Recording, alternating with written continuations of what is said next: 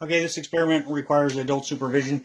We have a ceramic dish with, I have cut up pieces of sponge, but you can use cloth, wire wastebasket, a Lazy Susan, or some kind of rotating tray. Put the wastebasket on. You can secure it down with duct tape or like poster putty.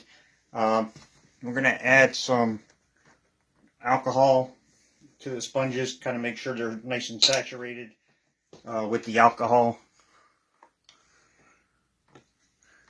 Always safety first, so I do have a fire extinguisher nearby. So we're going to put that right there in the middle.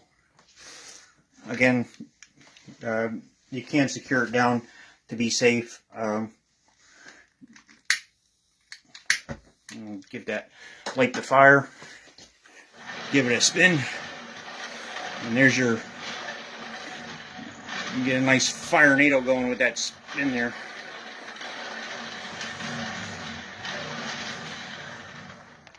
So again, adult supervision for this experiment, but kind of a fun look at the firenado. Give it a nice, keep going there.